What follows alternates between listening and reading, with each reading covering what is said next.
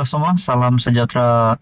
Selamat datang ke channel Fels Lifestyle. Terima kasih kerana masih setia bersama di dalam channel ini.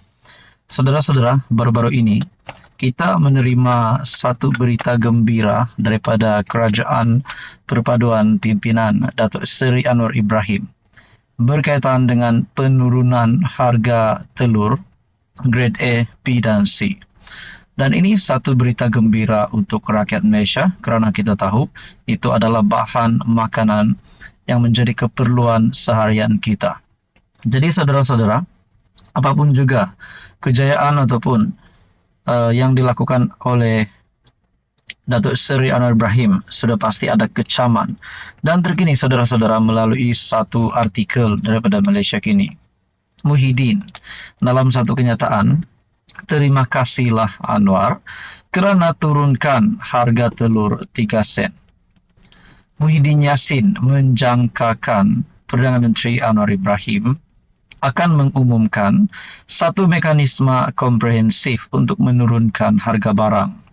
Bagaimanapun, kata bekas Perdana Menteri itu, jangkaannya meleset apabila tiada sebarang kenyataan mengenai pakej ekonomi dan bantuan rakyat bernilai RM4 bilion yang bersamaan dengan jumlah penjimatan perbelanjaan kerajaan hasil penyasaran subsidi diumumkan. Saudara-saudara, adakah yang dinyatakan oleh Muhyiddin Yassin ataupun pengerusi Perikatan Nasional ini cuba untuk memalukan Anwar Ibrahim?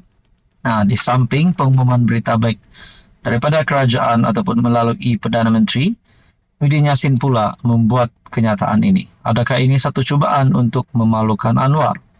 Dan adakah sebelum ini Muhyiddin Yassin pernah melakukan seperti apa gesaan yang dia lakukan hari ini terhadap PMX?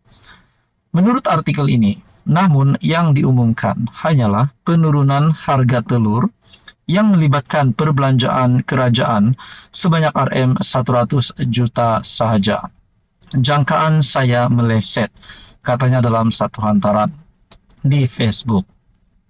Anwar menerusi satu kenyataan, berkata, kerajaan memutuskan harga runcit telur ayam seluruh negara diturunkan 3 sen sebiji. Katanya ini selaras usaha mengembalikan subsidi hasil penjimatan penyasaran subsidi kepada rakyat.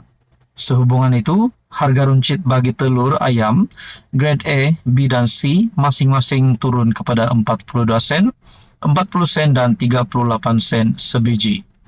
Dalam kenyataan yang sama, Perdana Menteri berkata kerajaan masih menanggung sekitar RM7 bilion subsidi berkaitan diesel di Semenanjung Malaysia.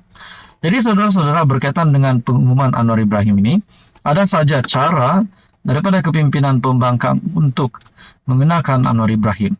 Tapi seperti yang kita tahu, Anwar Ibrahim hari ini masih lagi kekal sebagai Perdana Menteri dan dilihat mempunyai harapan untuk terus meneraju ataupun terus memegang jawatan sebagai Perdana Menteri pada penggal yang seterusnya.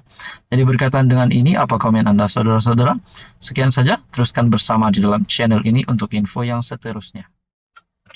Halo semua, salam sejahtera Malaysia. Selamat datang ke channel Fels and Lifestyle.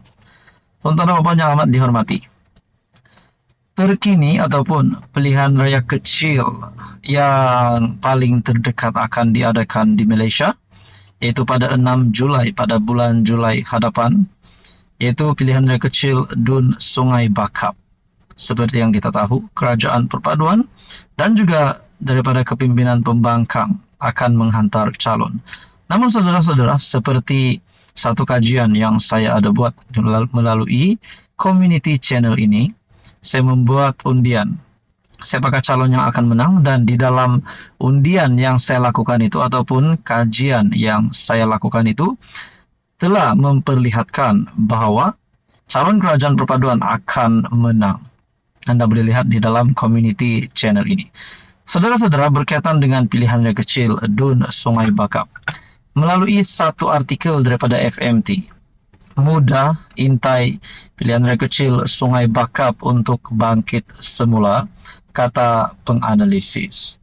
Nah, saudara-saudara, seperti yang kita lihat, muda sekarang ini bukan dalam bahaya, tetapi di dalam keadaan yang lemah.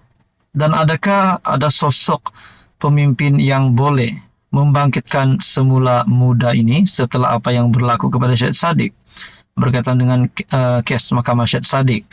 Dan beliau juga serta-merta meletakkan jawatan sebagai presiden muda. Dan saudara-saudara, saya juga melihat beberapa pemerhati politik yang membuat satu pemerhatian ataupun persoalan spekulasi Khairi Jamaluddin sertai Parti Muda dan bertanding di Dun Sungai Bakap. Nah, saudara-saudara, berkaitan dengan spekulasi ini, apa pula komen Anda? Nah, kita teruskan di dalam artikel daripada FMT. Muda mempertimbangkan bertanding pada PRK Sungai Bakap untuk bangkit semula selepas Syed Saddiq Syed Abdul Rahman meletak jawatan sebagai presiden, kata penganalisis. Asrul Hadi Abdullah Sani berkata, boleh difahami langkah muda mempertimbangkan untuk menyertai PRK, tetapi beliau memberi amaran parti itu perlu menggunakan pendekatan lebih strategik kerana sumbernya terhad berbanding parti lebih besar. Jika matlamat muda ialah menyampaikan mesej kepada PKR, ia patut memilih kerusi di mana ia berpeluang realistik untuk dimenanginya, dengan mengambil kira identiti parti dan atas sokongannya. Muda akan berdepan kesukaran memenangi kerusi majoriti Melayu, sebaliknya ia perlu fokus kerusi campuran, katanya kepada FMT. Dun Sungai Bakap di Pulau Pinang mempunyai 59.4% pengundi Melayu, China 22.5%, India 17.4%, dan lain-lain 0.7%. Pada 8 Jun lalu, seorang pemimpin muda Pulau Pinang yang enggan dinamakan memberitahu FMT parti itu mungkin bertanding pada PRK 6 Julai nanti kerana ia masa baik untuk bertanding, memandangkan reputasi PH semakin merosot. Jadi adakah benar reputasi PH semakin merosot? Dan saudara-saudara, berkaitan dengan pilihan rate kecil ini, adakah muda akan bertanding?